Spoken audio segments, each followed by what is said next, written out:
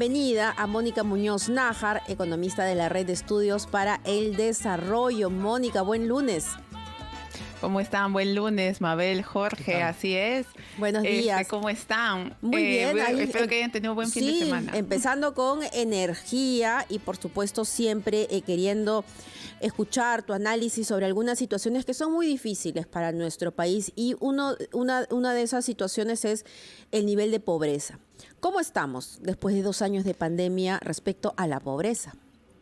Sí, Mabel, el día de hoy vamos a conversar un poco acerca de un estudio que ha sacado el Banco Mundial la semana pasada recién, justamente sobre los datos de la pobreza en el mundo y hace también un énfasis en América Latina y en Perú. Entonces vamos a ver cómo nos fue. En general, digamos, nuestros ingresos, que es como se mide más o menos qué tanto podemos consumir, qué tanto podemos adquirir bienes y servicios para satisfacer a nuestras familias y a nosotros mismos, cayeron bastante, ya sabemos eso, durante la pandemia y bueno, se recuperaron en parte en el 2021, todavía nos falta un poquito para recuperarnos. Pero cuando nos comparamos con otros países, vemos que hemos caído más que probablemente casi todos los países de la región. Eso significa más que Colombia, más que Chile, ¿no? Nuestros ingresos cayeron más, pero aquí el dato, digamos que hay que tomar la atención, es que la población más pobre, que es considerada como el grupo del 40% más pobre del país, los que tienen menos ingresos, sus ingresos cayeron más que el promedio de la población. ¿Qué significa? Que los más pobres, digamos, se volvieron más pobres, ¿no? Claro. O sea, que aumentó la desigualdad. Y esto no ha sido un tema solo de Perú, en el mundo en general. Por primera vez en 20 años ha aumentado la desigualdad en el mundo, es decir, que tanto, digamos, los más pobres son más pobres respecto a las personas que tienen más recursos. Y eso, digamos, es el dato que es bastante alarmante.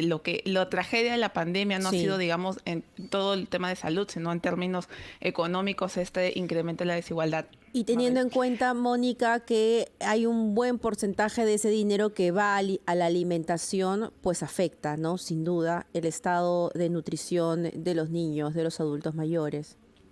Así es, ¿no? Y ha generado todo un problema, digamos, en términos del bienestar de la humanidad, ¿no? Entonces, el Banco Mundial básicamente lo que ha hecho es ha recogido una serie de experiencias que funcionó, qué cosa no funcionó en los años de pandemia.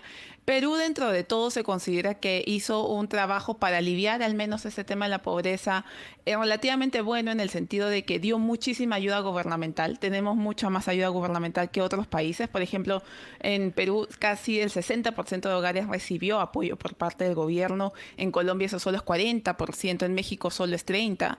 Chile, si nos gana, ellos dieron 70% de la población recibió algún apoyo, algún bono del gobierno, ¿no? Perú estamos en 60%.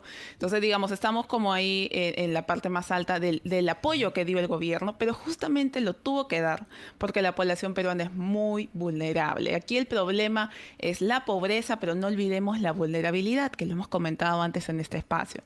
¿Qué cosa es vulnerabilidad? Que cuando nos pasa cualquier cosa, una emergencia, perdemos el trabajo, se enferma un familiar, caemos en pobreza. O sea, no somos pobres, pero somos vulnerables. Y en Perú eso es más de 1/3 de la población, 34%.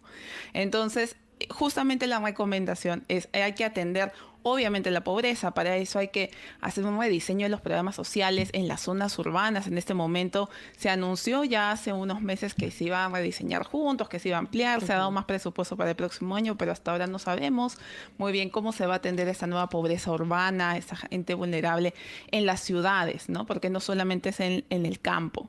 Y luego también es atender los problemas clave de vulnerabilidad, y ahí tiene mucho que ver el empleo y los programas de emergencia, ¿no? Creo que hemos aprendido que los bonos universales no necesariamente son tan buena idea, sino es mejor tener bonos más focalizados y tener sistemas de protección social, que si la persona pasa algo, hay una emergencia, hay un desastre natural, se active e inmediatamente se le pueda dar a las personas algún ingreso adicional. Esas son las dos principales, y obviamente luego está lo que es de más de mediano plazo, que es invertir en salud y en educación, que eso no lo podemos olvidar. Mabel, Jorge. Sí, pero la creación de empleo, Mónica, es decir, con las proyecciones económicas del BCR, por ejemplo, todavía, digamos, no habría una reducción de la pobreza a mediano o largo plazo. O corto Sí, plazo. para este año se espera que la pobreza incluso pueda aumentar un poco, va a depender mucho de justamente la evolución del empleo.